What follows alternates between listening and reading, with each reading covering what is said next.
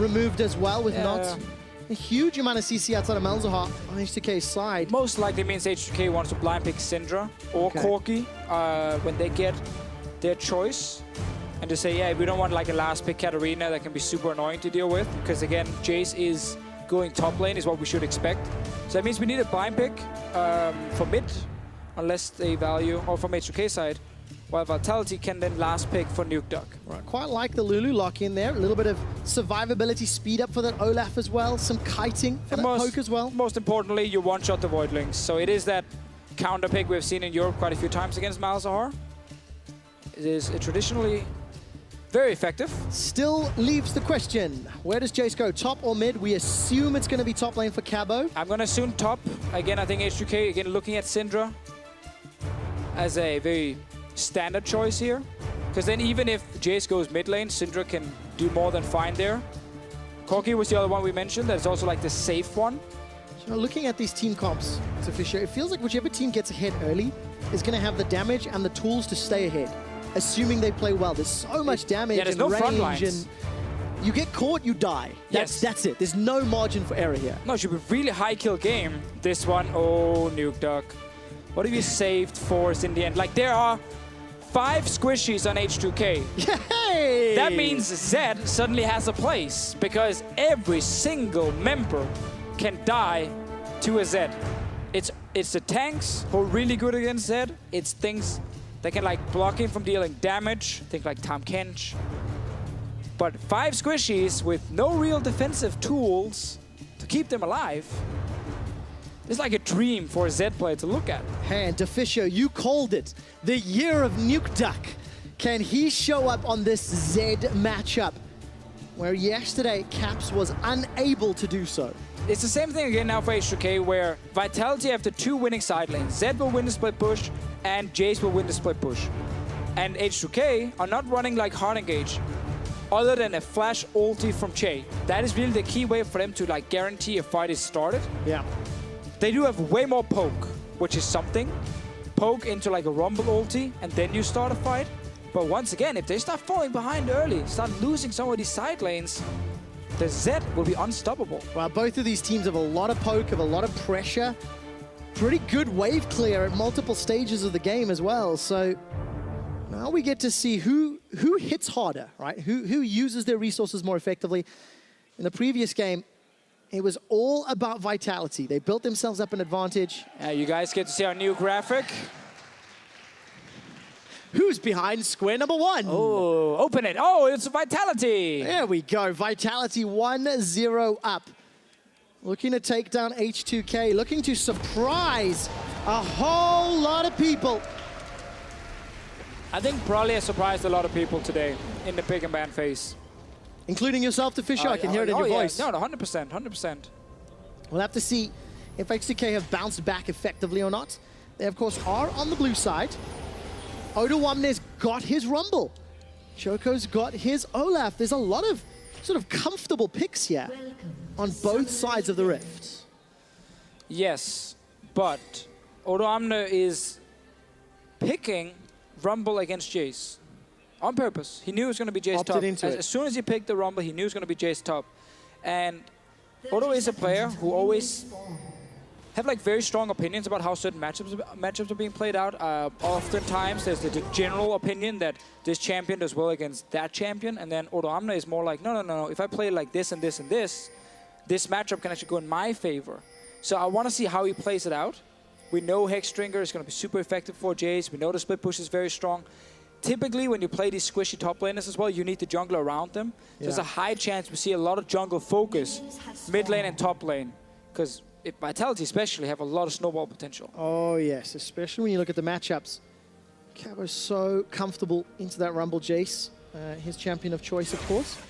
Taking a look at the jungle starts, red buff start there for Jankos. Double exhausts on the side of H2K. Only single for Vitality. That's going to be very important once the game plays out. And once again, weather report says thunderstorms are brewing. Definitely. Thunderlords on the map.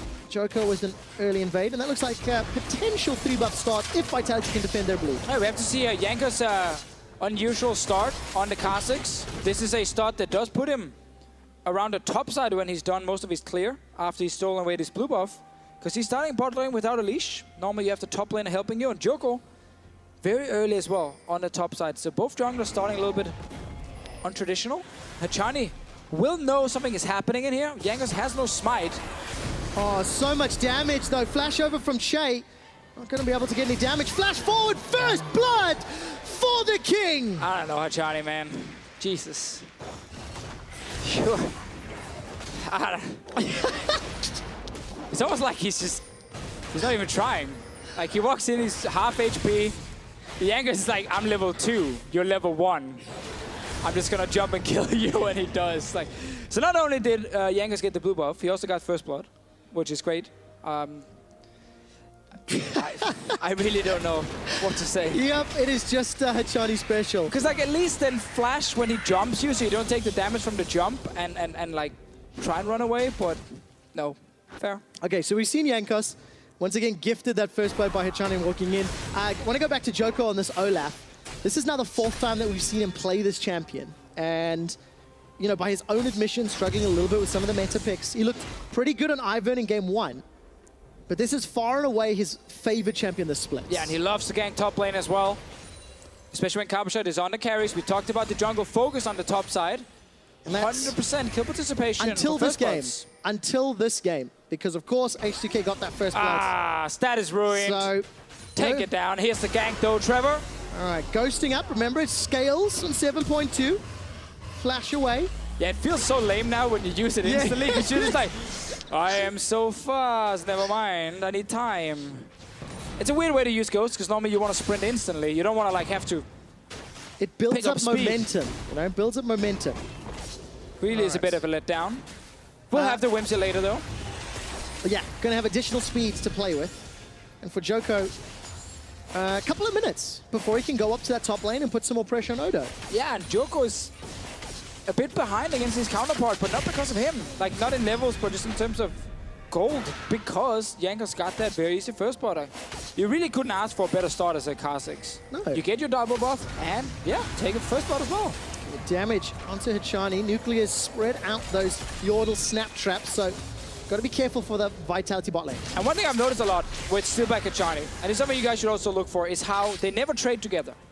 It's one guy steps forward, the other guy steps back. Like this situation where Hachani just took a ton of damage, Steelback had already stepped back. He was not ready to auto-trade. Because always when you trade in the bottom lane, like unless you are so strong you can win the 1v1 trades very easily, you want to trade 2 members together. Lulu autos while you shield your AD carry, and they both hit the same target. When one guy only hits and the other guy steps away, you lose the trade. Like this, again. So it's really inefficient. But it's a bait. It's a bait. Flash is not available for Chei. He seems to be the target. The snap trap, though, turns around into Djoko. Oh, he missed the Q. That was a kill. That was a kill, Nuclear. All right, no one in bot lane wants to do anything but miss skill shots and die. Well, nobody died yet, but they'll die soon. Soon. Jankos, he's sneaking around. Is he going to smell Djoko? Leap over. Jump, flash. Yeah, no he has flash. No flash. The two of us so badly. You suck, Jankos. Where's your flash? It would have been insane if that had happened. Flash, yeah. If he'd hit the Scryer's Bloom, got some vision, but then Djoko would have been able to waddle his way to safety, I feel. Most likely. Jankos, he's okay, though. He's going to take 2 camps because Djoko obviously got very low bot lane. And they call that Olaf is low, he's probably going to recall. Either you're going to find him on Grump, which is why Jankos just jumps in, because then he's going to find an Olaf on like no HP. That's a kill. Or Olaf is recalled because he's so low and Jankos gets 2 free camps. So it's like a win-win situation for the Kha'Zix. Low risk, high reward, and Jankos gets away. Continuing to advance that gold lead, it's around 500 for the moment. And Hachani and Steelback, they're being burnt down very low. The Malefic Visions burning away. We've not really touched on mid lane yet. Deficio at 6 minutes in. Febiven now level 6 against Nukeduck level 6. That serrated Dirk picked up. And I want to see now how Nukeduck plays this matchup, because yesterday it was actually a roam from Corki that allowed an early kill to be picked up when Fnatic was playing. Yeah, it's hard for Nukeduck to actually pick up like a kill here, mainly due to exhaust. But also, Corki is really good at just kind of sitting back, clearing the wave, and then when you try and engage, Valk away. Yeah. It's like very easy to just Valk away. So as long as Febiven has mana and has his exhaust ready, Nukeduck is just going to try and farm, and then he's going to try and look for kills elsewhere. That's the thing about Zed, like, he's level 6. It's not that insane in terms of his all-in. Often you pair up with the jungler or your top laner, and you pick up like 1 or 2 kills in a skirmish because he's still very strong there. And that's how you kind of start snowballing. A little bit of a non-traditional pairing this time around, right? Because Nukeduck's going to be relying on Cabo to hit some poke on that Jayce before he looks to go in for the kill. Or really needs Djoko to pick a good engage and ghost forward, slowly running all the way in. Nukeduck, if he can avoid joining a teamfight at any point in this game, he'll take that. Yeah. Like, he's going to sit in one side lane, it's Cabochard in the other side lane, and then it's Vitality just putting pressure on both. And that's like the way they want to win this game. And that's always the thing. 1-3-1, great when you're ahead, like fantastic. Disgustingly bad when you're behind because you're like, I can't push out bot lane because my top lane is getting pushed in, my mid lane is getting pushed in, I can't team fight, like it gets hard. Deficio, please explain to me, how afraid is Steelback this game? First item QSS with the Dorans and a longsword. He's done that before. I'll say I've not seen that in a while. The last time I saw it was Steelback who did it, funny enough. I think it was week 1. Gank mid lane first, Trevor. Leap forward. Man. See, I didn't get excited for that one. You're so smart. It was so slow. Yeah. Like, no CC gang with Kha'Zix, just like... Kha'Zix Corki into a flash living shadow available Zed. It's like, well, there's a lot of options to run away from this one. We might have to discuss your role, Trevor, because I'm pretty sure your job is to start yelling when something could happen. Could happen, right? But I'm not going to overhype. I don't want to misrepresent the game to the fans. You know? You do it for the fans. They don't You're need a nice guy. Unnecessary hype. No. What about now? They saw him bot lane. No, because it's a QSS and double flashes. I'm going to get excited later. Man. Deficio, you are the most boring caster. You never get excited, so you can't be schooling me on this. See, I agreed 2 years ago. No one in the crowd should agree with that. Yeah, there was like a few chuckles, but most people were like, ooh, yeah, wow, most people were like, don't go in, dude. Don't go in on that one. Do not say something like that. I agreed 2 years ago, but there's been moments, there have been. You know, where I've been screaming a little bit here and there, but I saved them for the very important moments, Trev. Like the one time you hit me. Vitality hit H2K in game 1, which allowed them to win. They've got a very different scenario this time around. Down 1,000 gold. You're spotted, Jankos. All right, here's a package. Special delivery, special delivery. Febiven's looking for an opportunity. The focus is the tower, though. This just seems to be a reverse of game number 1. Death Mark, that brings Nukeduck super far away. Exhaust goes down, that saves Nukeduck's life. The Ignite is burning, but no death. Again, Nukeduck. Not strong enough yet to pick up the kill. You really want to get ranks in that ulti, because so much stronger later. But yeah, we're close. Jankos could use of the stealth there to stop Nukeduck from getting an additional auto tag down. I like the setup though from H2K. You got the package, you send it to the bottom lane, try and create a dive, but everyone is spotted by wards, like all the time. Both junglers have been spotted like 24/7. Yeah, no surprises coming in from either. Except Jankos, he was surprised for first blood because Hachani just walked in and gave it away. But different type of surprise. All right, Jankos going to be sniffing around on the bottom. A teleport's available. Another lane that we've not touched on yet is this Odoamne Cabo, because even though Odo gave up his flash early, Djoko just didn't find another opportunity, and it's an even farm lane for now. Yeah, Odo's actually been able to kind of shove it in very often. Cabochard going for Hexdrinker first, no surprise. Then Arm Guard Rush from Odo. Again, no surprise either. You go Armor and MR. And Odo's not been under any threat, but I think it comes later in the game. That's where Rumble becomes the much stronger team fighter, and Jayce becomes a much stronger split pusher in that regard. Nukeduck taking a lot of damage because he used ulti. That's kind of all Zed offers right now, unless you get a gank. Valkyrie away. Another undertow comes down. Reckless swing, flash defensive. Febiven's going low. Vitality get the kill. Oh, nice gank by Djoko and Febi. Getting caught out. Bot lane. Surprise, surprise, you lose tower with your QSS rush. You have 0 damage. The enemy AD carry literally doesn't care about you. And also, again, Hachani Steelback, not really laning together. Let's see. Oh, the first axe hitting. Almost unlucky by Febiven that he just gets to dodge out of that one, so he just gets slowed down. Does end up costing him his life. Could also then say Djoko did a great job aiming the axe, so it actually would still attack.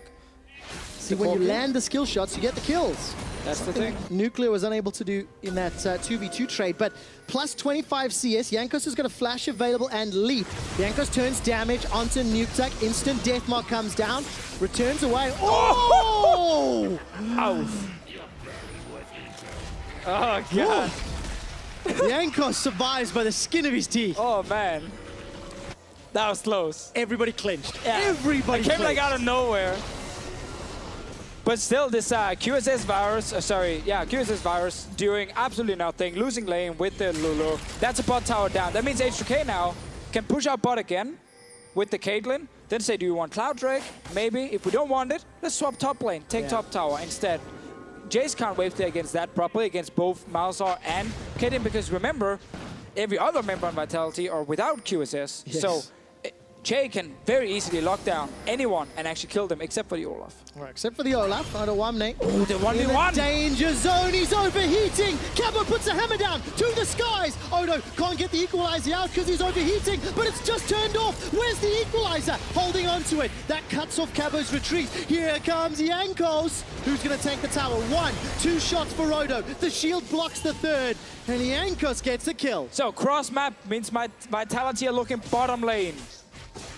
But they're not doing anything because Steelback is still clearing the wave. They're just sightseeing. They were just checking. It was a Cloud Drake. They said no thank you. AD carry wants farm, and Vitality are suddenly very far behind. All right, 2,000 gold. H2K looking to put damage on their second tower. Jankos has got both of the kills for H2K. And actually, it looks like Cabo instantly going to teleport up, try to get some of this CS and experience. Does Odo reply, or does he hold on to his TP? I feel like you hold on to it. Yeah, because you put it all the way into enemy tower. You don't need to TP back to lane here. Keep it. You now have full control on bottom side, because you have TP advantage. Your bot lane is already stronger, because this other guy has decided to go this QSS item here that, yes, I understand. You can use it against the Malzahar ulti, but you have Lulu there to save you with her shield, her ulti, Whimsy on the Malzahar. Like, there are tools. That's why you pick the Lulu, to kind of save the AD carry. Again, the champion mechanics, but you also have to trust the player to make it work too. And the two of them are just not on the same page. We discussed this in the laning phase. Yeah, you're right, you're right. Yes, Trevor, you win. I'm just being overly negative here. But unfortunately, it is, or it could be, part of the reason. I accept my role in the relationship, and I just say, yes, Trevor. Thank you, Deficio. You are correct. Deficio. Yes, Trevor. Is this the performance we were expecting out of H2K? Yes, Trevor. Thank you, Deficio. H2K now, a little bit of trouble. Chain of Corruption connects onto Odo. He blocks some of it with the W before he gets away.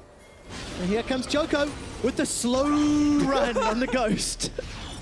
It doesn't look very powerful. It really does but not. It is fun. It is fun to watch. And if Vitality keep falling behind, their composition will not look very powerful either, because you need to win the split push war.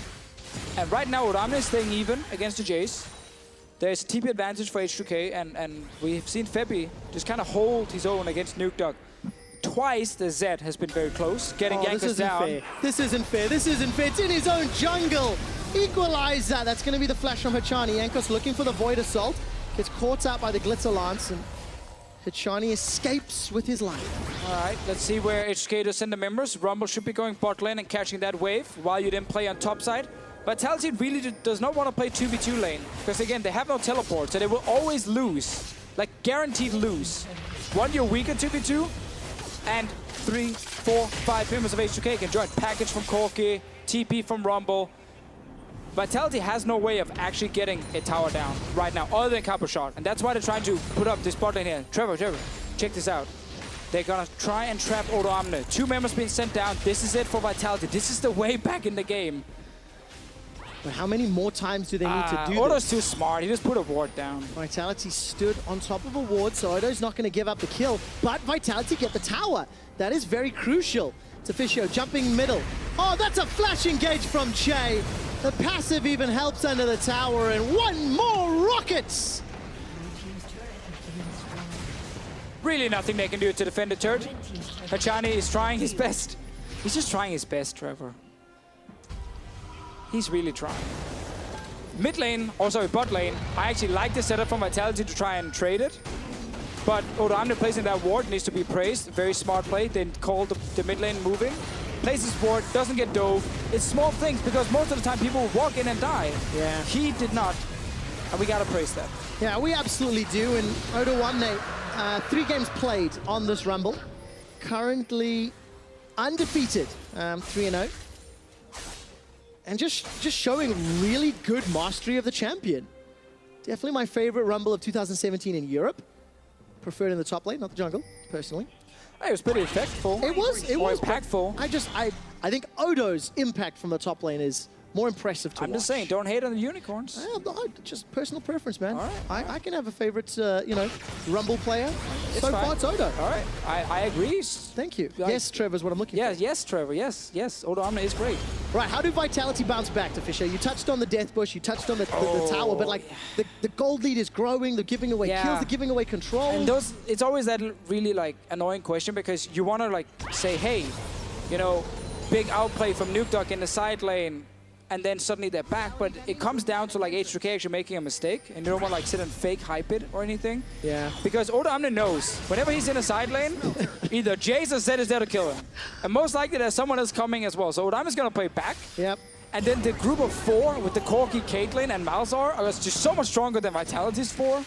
They are the ones just putting pressure. They're the ones pushing mid lane. They're the ones pushing bot lane. They're the ones getting turrets. And that's why Odoamne, like his job is sit back, peace out, wait. Yeah, peace out, use that equalizer when you need to. And now his team is here, and now he can play aggressive. All right, the target is Nukeduck. Living Shadow, just use. Instant flash. Equalizer's gonna slow him down. Chei, no flash to lock down Nukeduck, but the silence does. Here comes Jankos. Deathmark goes down, exhaust, instantly killing Nukeduck. Jankos not killed either. And this is what we talk about. Odo sits back, plays smart, never gets caught. The team comes with the 4 members. And the reason they can do this is because mid lane is always being pushed by H2K. They can always run first. Odo getting caught. He is indeed. Chain of Corruption locks him down, but Vitality, they're out of support. Defensive flash from Steelback, and the exhaust slows down Febiven. Djoko's running in. He's ghosting and Ragnarocking. Hachani and Djoko looking for more. Cabo's got the double, the triple. That's the quadra. Looking for a pentakill. Get it! Continues to chase. Odoamne shoots out the electro harpoons, and Cabo cannot get the penta. Almost, but man, Vitality finally find a team fight. But this again comes down to H2K overstepping right here. They already got what they wanted. Easy kill, get some damage on turret, and then suddenly, almost a classic by now. H2K are like, hey, let's keep fighting, let's just keep chasing, and damn, we just overextended. Let's see it again. So you have the 1 kill. Odo has no ulti, and yet he's trying to like scare them off with the flank. And they end up just fighting between 2 towers here. Very quickly. Good arrow from Steelback. Great shock blast from Cabochard. Damn. Game is still alive. However, it was a setback. Game is alive. It was a setback. If Cabochard says it's alive. First quadra kill of the spring split, Deficio. Like from him or from anyone? I mean, anyone. Wow. I will confirm that. It was a stats whisper in my ear. Let's take a look if Nukeduck's going to be in trouble. Nether grasp. Actually looked like it was cancelled. Now Jankos continue to chase down Nukeduck. So much damage. Jankos is the one that picks it up though. 3rd time Jankos is down on like the last 5%, and he just refuses to die and he taunts everyone. Yes, confirming Deficio. Sweet whispers from our stats team. It is the first of the split in Europe. Yeah, we're not allowed to name them anymore, just the stats team. That's it. There's more than one. Exactly. They've multiplied. It all started with Spellsy and is now expanded. You just said we're not allowed to name them, and then you name one. I just said it started with him. It's no longer just him. Well, props to Spellsy, Connie, and Ica, because the 3 of them are our stats team. High five, guys. All right, Vitality, 3,000 gold behind still. It's all on Cabochard with those 4 kills. And if he can get some shock blasts, I mean, that's the game changer, isn't it? Yeah, but it is. I agree, 100%. Like, great comment, you know, land some shock blast. That's basically how you play Jayce. But the problem is still, while Cabochard is playing like a beast, and he's able to try, or he's trying to win the game here. Now the Baron is alive. All the outer turrets are gone. H2K are gonna get control over Baron, and they will eventually just start like a fight around it. They're gonna threaten it, they're gonna poke, and then Cabochard has to leave his lane. And I'm not sure he's going to get another quadra kill. But there is an inherent risk in that. H2K need to have absolute vision control it is a Varus Jayce that they have to deal with, poke-wise. They can't allow themselves any time, so clearing out the wards. But keep in mind that Jayce most of the time is not there with the team. Like, he joins and he tries to all in the fight. It is rare Cabochard is sitting and poking with the guys, early on at least, when H2K is setting up. He comes in a little bit later. Nukeduck is also the man we are looking at. Never count Zed out. Like, he's still sitting in the side lane. He will get a second item soon. He will have enough damage because levels is the key thing for him. Getting rank 3 ult is so huge for Zed.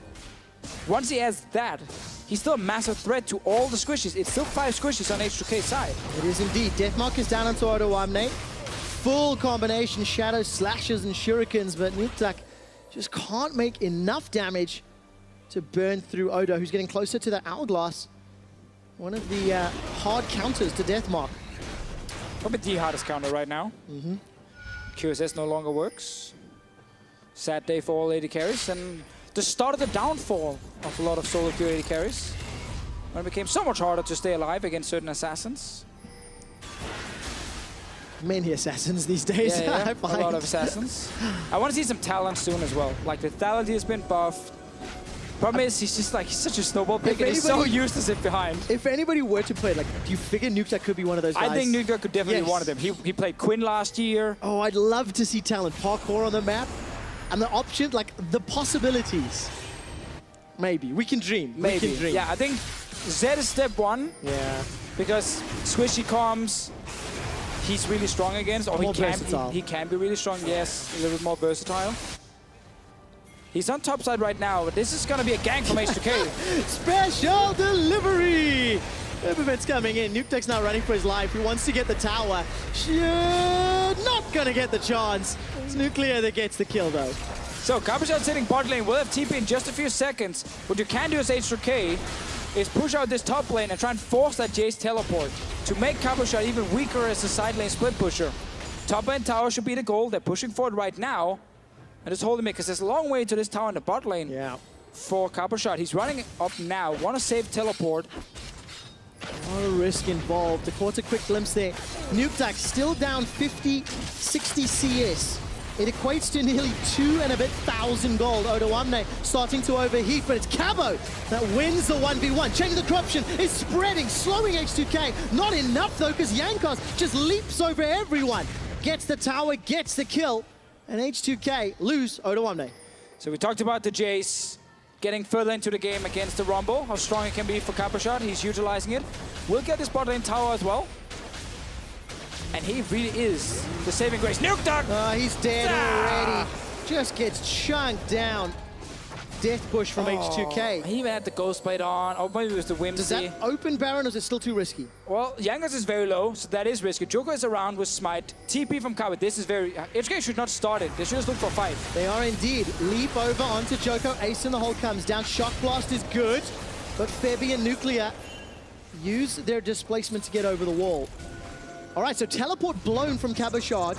Odo's is down, but there'll be a window of opportunity where it is available for Odoamne. Yeah, it's really good for H2K. Yeah.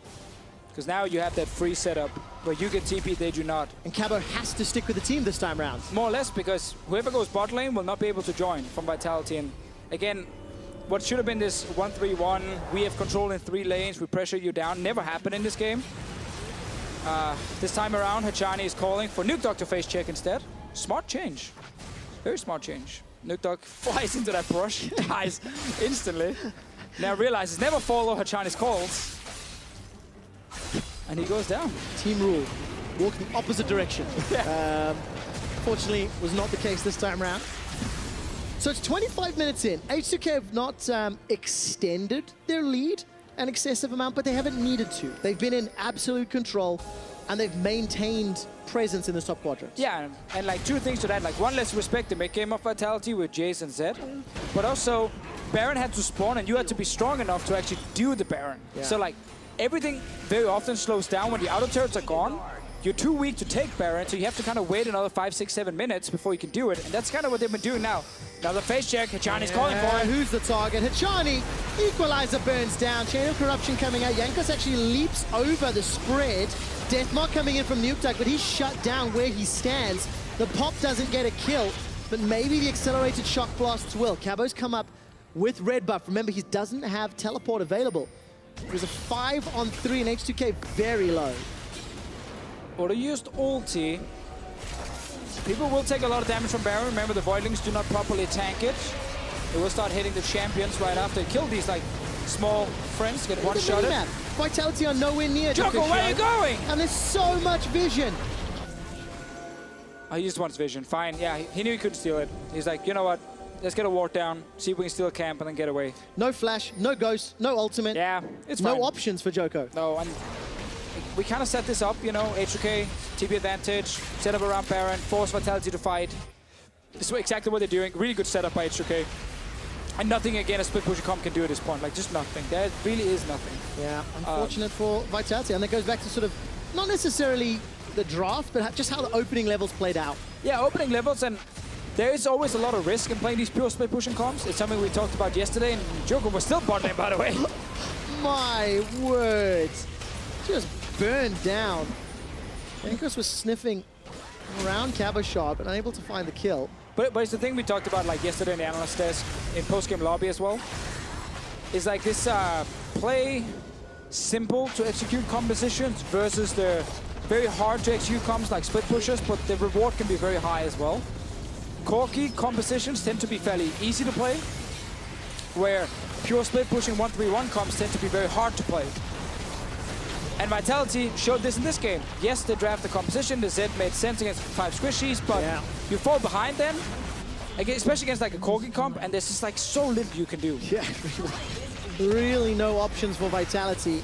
It took H2K overstepping for Cabo to get the quadra. Yes, and that's what we talked about when you asked me, like, what's the way back? It was like, well, I guess H2K overstepping, but that's it. All right, Febiven uses the Valk in and then Valk's out. Realizing he bit off a little more than he could chew. Equalizers available for Odoamne. Look at the burn damage onto Hachani and Nukeduck. They're forced away from the tower. Equalizer down on the back end, and Odo gets the kill. Lockdown onto Cabo. He's able to flash away for a few seconds before Febi shuts him down with the rocket.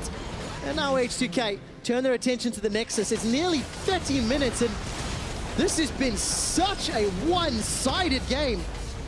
H2K take the first Nexus turret, take the second Nexus turret. Look at the player cams. It's all business. It's all focus. Jankos is a machine. There is no emotion, and H2K even up the series. H2K, they're angry after losing that first game. Coming in this one and just stomping Vitality. Vitality rolled the dice on the 1-3-1. Tried it in the last game, it worked. Tried it this game, and against the Corki, and especially the very fit Kha'Zix, a very different story. I really like the adaptation for mid lane pick. I think Corki with the package can have way more impact around the map than Victor. Yeah. And I think also just H2K securing the Caitlyn over the Ezreal was another important factor, because they won the 2v2 lane this time around. Yeah. They lost it in the last game. They lost it to Hachani and Steelback, who is one of the, honestly... I mean, do you not think the Malzahar as well has an element to do with that? Because maybe without Malzahar, Steelback doesn't go first item QSS at 8 minutes? Yeah, but again, why do you go first item QSS? You have Lulu right next to you. What's the point then in playing the Lulu? Yeah, the thing, exactly. The thing for H2K and what they will 100% realize, probably already knew coming into this, was that if they just play like at least a 50-50 2v2 lane, bot lane, they should win it.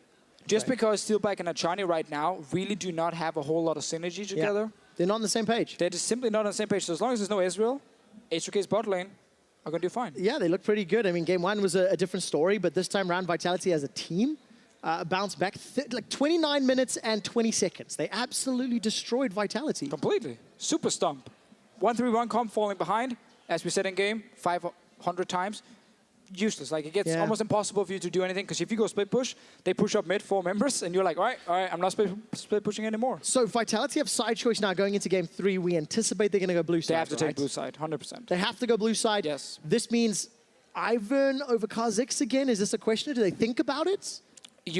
It's more the fact that you want to have the 3 bans that are locked almost by H2K. Yes. So that things like Ivern will be open. Yeah. Because if H2K is blue side again, they ban Ryze, they ban Ivern, and that's the 2 best picks right now for Vitality out of the window. And I mean, game 1, it was a Varus first pick for Steelback that ended up really helping them, and we need to see what they decide to prioritize the next game. Before that, we are at 1 game apiece between H2K and Vitality. So how did it happen? Analyst desk, H2K, they smashed Vitality. Thank you very much, QuickShot. Interesting game for sure, and the first thing that I want to bring up here is obviously there were some moments where it felt like Vitality were coming back, but for the most part, H2K dominating. However, the thing that stood out to me is this is the second Zed that we've now seen, and it has not looked good. I'm curious what your guys' thoughts are on the Zed pick. Can it work? Was it an execution thing? Let's talk about it. Well, I think it's difficult to just make Zed work in general because both times you've seen it against Corki. Now, Corki tends to run exhaust. That makes it survivable against Zed. In this game, he played it into Malzahar, which was difficult. Red Smite, as we saw, was difficult. QSS can be built. So, it's very difficult to execute Zed. He's very good in 1-3-1 comps, and I think if they had a Shen, like Fnatic did, it would have been better. But otherwise, I think it's a bit questionable. I think we saw also some kind of big hiccups coming in the Vitality early game. Once again, we're not going to dig on Hachani anymore, but obviously some small mistakes there. But was there really any point where you felt like Vitality could come back in this game once they got behind? I think there was a fairly obvious moment where you're thinking, okay, it looks like Cabochard is starting to build himself a platform that maybe this Jayce can go unstoppable on. He can get in front of towers, have that side lane, and it was after the quadra kill that really showed itself up. And we are going to take another look back at it. You can see H2K on your screens, obviously going over the game plan. Didn't really account for this quadra kill that came back out, but it was a big overstep from H2K, and we saw Jayce from you, Alpha, maybe you want to have a look, take us through this quadra and see what it is that Cabochard is doing and punishing H2K on. Well, it just starts off with H2K getting the pick onto Nukeduck. He hasn't got QSS like Steelback has, so they just managed to Malzahar ulti him, and they chase forwards, but teleport behind, they disrespect Jayce TP. And you can see the poke from Varus and Jayce coming together with the Olaf access to chase, and he just ends up going really badly for H2K, overextending, disrespecting teleport, and they get cleaned up. It feels like one of the things that we often underappreciate or we don't see as much with Jayce in competitive is the potential for him to kind of clean up in team fights. So often he's that poke pick, he's that split pusher, but here I feel like Cabo did pretty well on the Jayce. Do you expect to see that in his hands again as we move towards the next game? I believe Vitality will choose blue side, so it's a possibility. They can always first pick it. So I hope so. I think his Jayce looked really strong, and it wins almost every top lane matchup. So I want to see them play more on Cabochard because he does look like he's on form right now. I also wouldn't be surprised, though, that if Vitality don't first pick the Jayce, that H2K might just first rotation Jayce because they can flex it with between mid and top buff. I think if they do pick blue side for Vitality, first pick Varus again, first item maybe might be a little bit different because... Yeah, we bring that up. I think we talked about it. Let's hit on it quickly. Steelback loves this. Steelback loves this QSS. I'm a fan of being safe in lane, don't get me wrong, but I have never in my life built a quick salver sash first. So we talked a little bit, as I said, the thought process there. What is the thought process behind this QSS first? I mean, the thought process is to not die. That's the only thought process there is. It's not to win lane. It's not to win the game. It's just don't die. Preserve my KDA. The only way he can get earlier QSS is by building the null magic mantle instead of Dawn's Blade's first item. So it actually makes no sense. I don't understand it at all. Someone's going to do that. Don't build no magic first time. I mean, the first time he used QSS was on a Rumble E 26 minutes in the game. I think that speaks enough for how useless that item was early on. Yeah, but one thing I do want to bring up is that while Vitality, we're comfortably behind, or not comfortably behind, we're behind for the majority of the game. Definitely not comfortable. The one big defining moment it feels like is that time after time, Jankos makes it out of these 1v1 scenarios. And now keep your eyes on it. That red smite, it's not the first time. You look away, he ticks down, he's got 40 health life, rinse and repeat for the entirety of this game, and you have to feel bad for Nukeduck. Yeah, I mean, you play a snowball pick like Zed, so it's really disheartening to see. I don't know, it's really unlucky.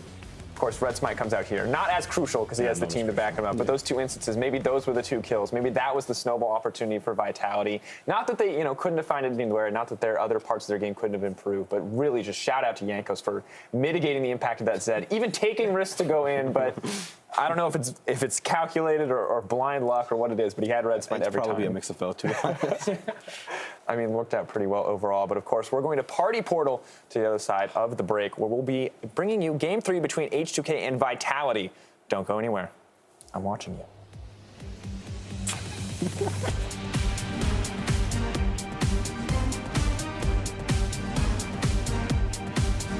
Unless you get a gank. Valkyrie away.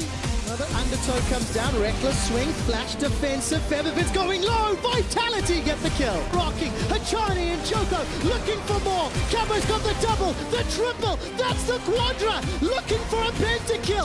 Continues to chase. Odoamne shoots out the electro harpoons, and Cabo cannot get the penta. Like, we can keep doing this, just don't overdive next time.